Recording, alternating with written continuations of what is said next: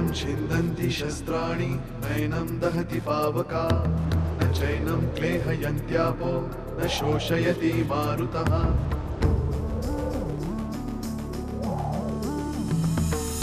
दिवसामागुणरात्र धावते सकाळ संध्याकाळ सूत्रधार जो या साऱ्याचा नामतयाचे काय तयाच्या मनात दडले नकळे कधी कुणा क्षणात होते संभव सारे क्षणापूर्वीचे असंभव असंभव असंभव असंभव. आणि आता जायलाच हवं ना. अचानक इथली हवा बिघडली हो. साहेब आपलं ठरल्याप्रमाणे सुलेखा राऊतच्या एरियात चौकशी केली मी. गेले 4-5 दिवस गायब आहे. तुझं आणि चंदूचं वाजलं. कशावरनं वाजलं मी विचारलं तुला. पुन्हा जर या विषयावर बोलायचं असेल ना तर तू इथं आली नाहीस तरी चालेल. कुठे गेली होतीस तू? राधा वहिनींकडे.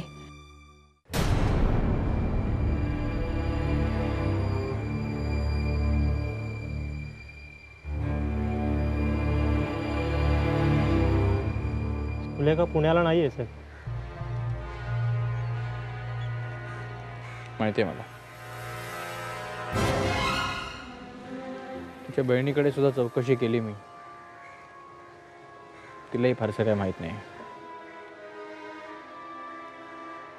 याचा अर्थ आपल्याकडे काहीही लीड नाही आहे सावंत. तसं नाही आहे साहेब. सुलेखा राऊतचं अकाउंट ज्या बँकेत आहे तिकडे चौकशी केली. तिने तिच्या डेबिट कार्डने ATM सेंटरमधून पैसे काढले काल संध्याकाळी. What? This is good news Sawant. कुठे ATM centre? ATM centre Jaipur शहरात आहे. जयपूर? सुलेखा राजस्थानमध्ये?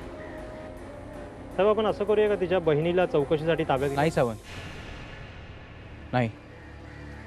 हेच तर अवघड जागेचं दुखणं आहे. म्हणजे? सांगेन, वेळ आली की सगळं सांगेन. पण निदान आपल्या हे तर कळलं सुलेखा कुठे आहे. That's good work Sawant. बरं साहेब त्या बाई त्यांचं तिचं काय? म्हणजे त्यांची काहीच माहिती नाही आहे. त्या सुलेखा बरोबर आहेत नाही आहे. ती तिच्याबरोबरच आहे सावंत. I am sure. साहेब एक विचारू, हे सगळं कशासाठी? सावंत. Sorry sir. सावंत तुम्हीच गेला होतात ना सुलेखाला अटक करायला तिच्या घरी. हो पण ती निर्दोष आहे सिद्ध झाल्यानंतर आपणच तिला सोडली होती. सिद्ध काही होऊ देत सावंत, माझा त्यावर विश्वास नाही आणि म्हणूनच हा सगळा खटाटो. आता मी जे काही सांगतोय ते नीट ऐका सावंत. Yes sir.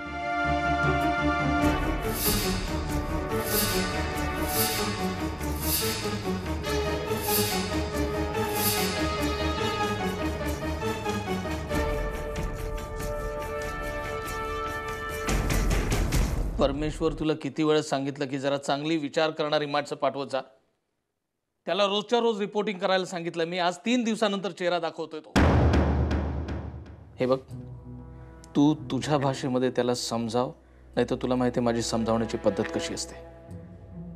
ठेव फोन आता. कुठं गेला होतास तू? गेले 3 दिवस सुनबाईचा पत्ता नाहीये. या गोष्टीचा मलाच पत्ता नाहीये. कुठं गवत उपटायला गेला होता? कुठे गेला होतास तू? मी अभि नव्हतो साहेब. अरे नव्हतो ते माहिती आहे, पण कुठे गेला होतास? मेला बिला होतास का काय? गेलो होतो. कुठं? मसणात? नाही, कोकणात. तुला इथं काम सांगितलेलं असताना कोकणात आंबे खायला गेला होतास का नारळ पाडायला गेला होतास? माहिती काढायला. कोकणात शेतबीत खरेदी करण्याचा विचार आहे का पांडुरंगराव?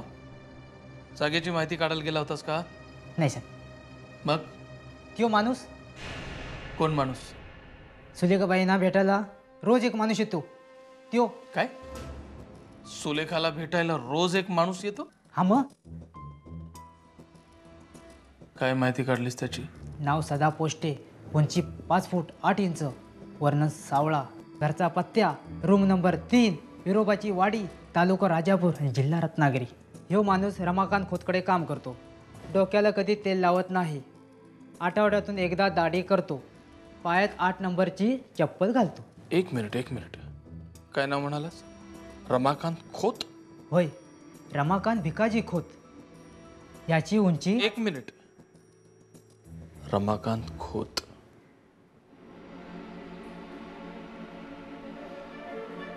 नाव ऐकल्यासारखं वाटतंय. अरे हो, हा तर तोच माणूस जो मागे शास्त्र्यांच्या घर. ओ रमाकांत खोत. तोच हा माणूस. नाही, पण याचा माणूस सुनबाईला सारखा सारखा भेटायला काय येतो? का? एकदंतम चतुर्हस्तम पाशमंकुशधारणम मालक, हृदम च वर. प्रियाताईंचा फोन आहे. अरे वा, बाहुली. हो. हॅलो. आजोबा, प्रिया. बोला बाहुली बाई, आज आज्याची कशी काय आठवण झाली? आजोबा, इथे खूप मोठा प्रॉब्लेम झालाय. काय? भाई आणि बाबा पुन्हा भांडले का दोघं? श्रीराम श्रीराम. बाप झाले दोघही, एक तर आजोबा देखील झालाय. ही अक्कल येत नाही म्हणायची. नाही आजोबा, ह्यावेळी ते जरा जास्त सिरियस आहे. म्हणजे आपल्या वाड्यावर जो खजिना आहे असं म्हणतात. त्याचं काय? ही गोष्ट भाईला माहीत नव्हती आणि परवा अचानक त्याला ती स्वप्नीलकडून कळली. त्यामुळे भाई खूप दुखावला गेलाय. म्हणजे आपल्याच घरातली एक गोष्ट त्याला सोडून सगळ्यांना इतरांना सांगितली जाते आणि त्याला मात्र ती कळते बाहेरच्या माणसाकडून. अगं, पण मी ही गोष्ट मुद्दामून चंदूपासून कधीही लपवून ठेवली नव्हती. म्हणजे तसं मी त्याला विशेष असं सांगायलाही गेलो नाही. पण काय माहिती का आजोबा, दादाला जेव्हा ही गोष्ट कळली ना, तेव्हा त्याने तो भाईला सांगणार होता, पण बाबांनीच त्याला मुद्दाम अडवलं आणि याचा भाईला जास्त त्रास होतोय. श्रीराम श्रीराम.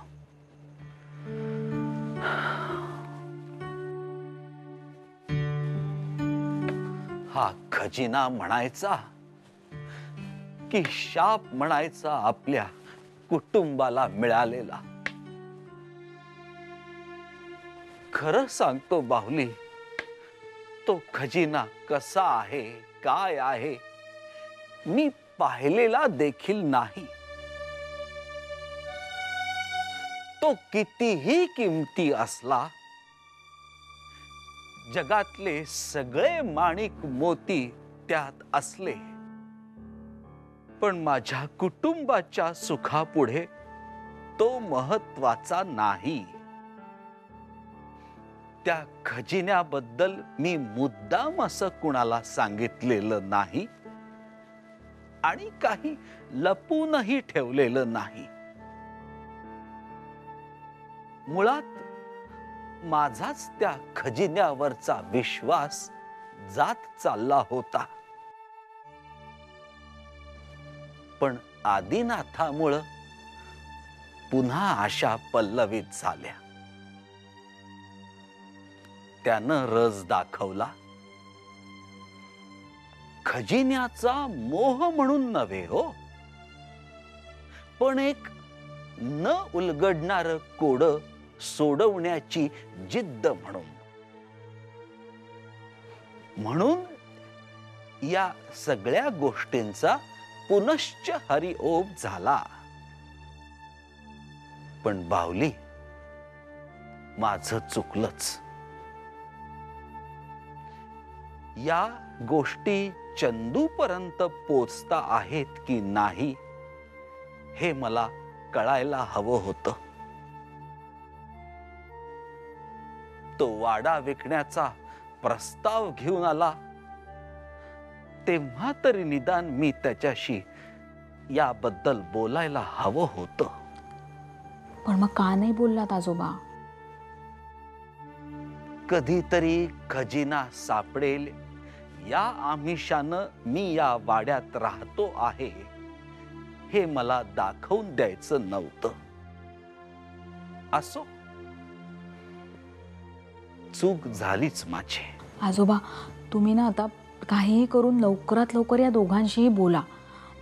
खरं म्हणजे मी तुम्हाला फोन केलाय हे इथे कोणाला आवडणार नाहीये, पण सगळी परिस्थिती हाताबाहेर जाण्याआधी तुम्हाला हे कळावं म्हणून मी फोन केला. अगदी योग्य केलंस हो बाहुली. आपल्या पुढच्या भेटीत याबद्दल तुला माझ्याकडून एक गंमत. बाहुली, तू अजिबात चिंता करू नकोस. आणि काहीही झालं तरी मी बाप आहे या सगळ्यांचा. आणि असा तसा नव्हे हो. तू तो काय शब्द वापरतेस? यू आर रॉकिंग आजोबा. हा, rocking. Yes, I am rocking. मान नीट सांभाळता येत नाही आताशा. It keeps on rocking. So I am rocking. Okay आजोबा, खूप जागू नका, झोपा लवकर. Good night. ओके बाहुली, गुड नाईट. बाय.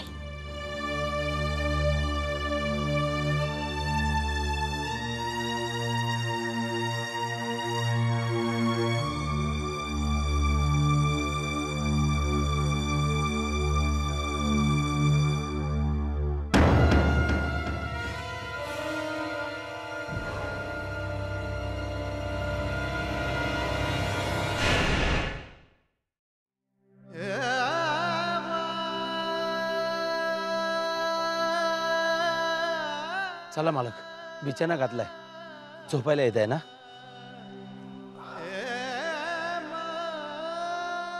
काय झालं मालक? तुम्ही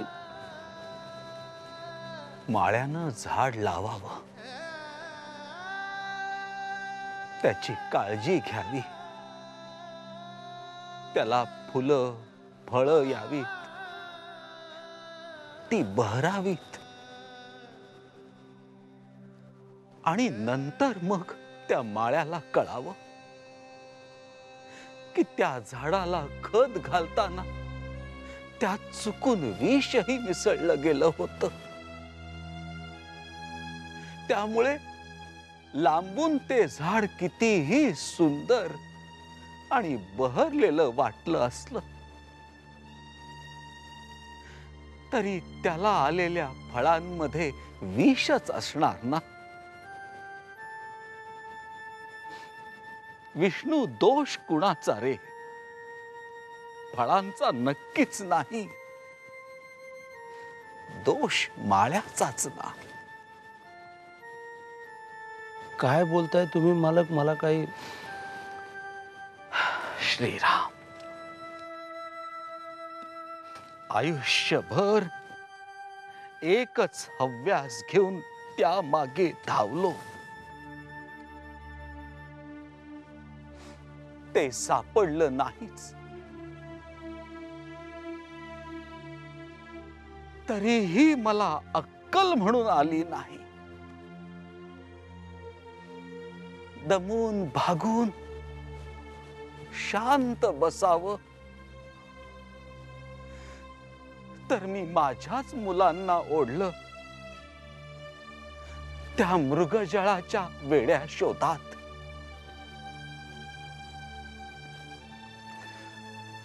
अन माझी वाट मला शोधून देताना त्यांची वाट मात्र हरवल्यासारखी झाली आहे.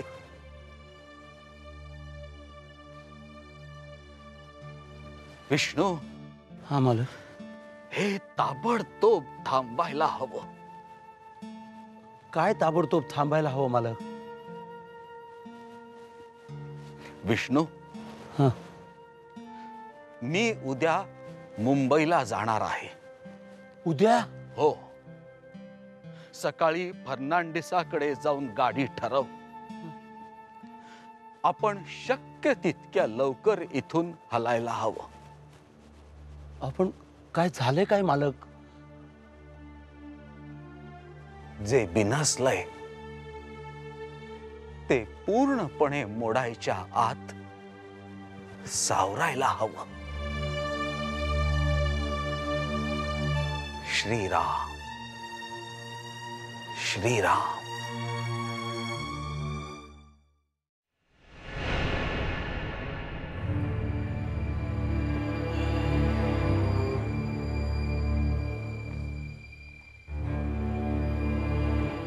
माझं काही चुकलंय का?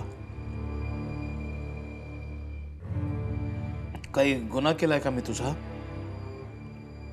साहेब नाही केला असेल तर सांग तसं. थोबाड फोड माझं. घे. फोडतो. साहेब प्लीज. मग का तोडलेस तू स्वतःला माझ्यापासून? हा?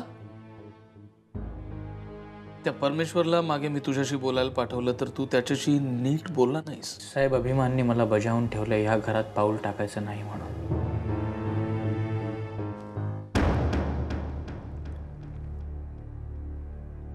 तेल लावत गेला अभिमान.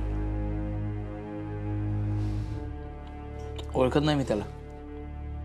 आणि या घरात तू यायचं नाही हे सांगणारा तो कोण? मी मालक आहे या घरचा. तसं नाही साहेब. म्हणजे मला ह्या गोष्टीची संपूर्णपणे जाणीव होती की माझं आणि अभिमानचं कितीही फाटलं. बदल तू आणि ते अभिमान तुम्ही दोघं काय ते बघून घ्या. मला याच्यात ओढायचं नाही.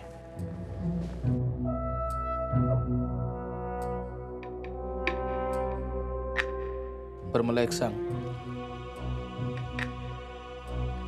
कुठपर्यंत आलंय तुमचं? कसलं साहेब?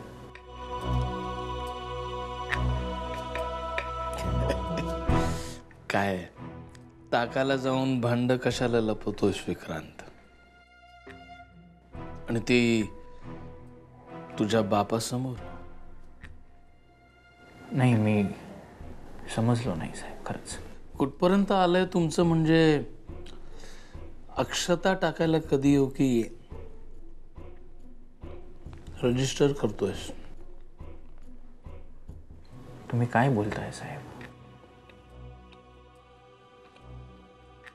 नाही नाही, शत्रूची मुलगी असली तरी माझ्या मुलाचं लग्न आहे. म्हणजे माझा आणि प्रिया शास्त्रीचा काहीही संबंध नाही आहे साहेब. का? बरं मला एक सांग, ते झालं का तुमचं?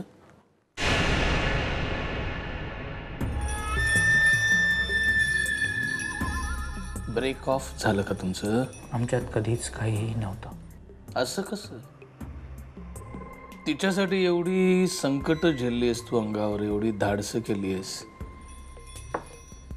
माझ्या सुनेला सुद्धा अटक करायला निघाला होतास तू विक्रांत.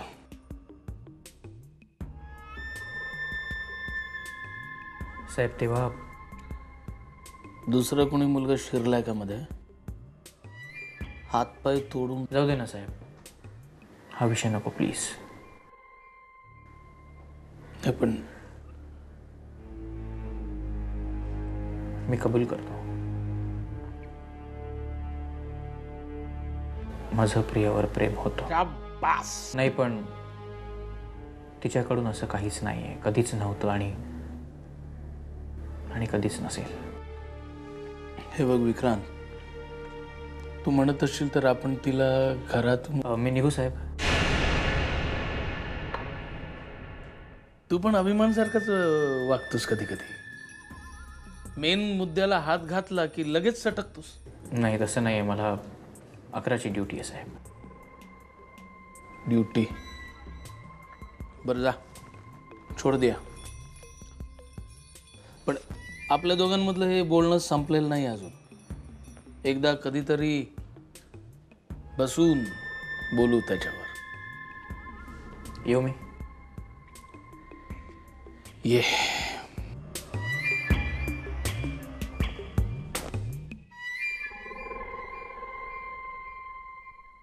साहेब, सुलेखा कुठे बाहेरगावी गेले का?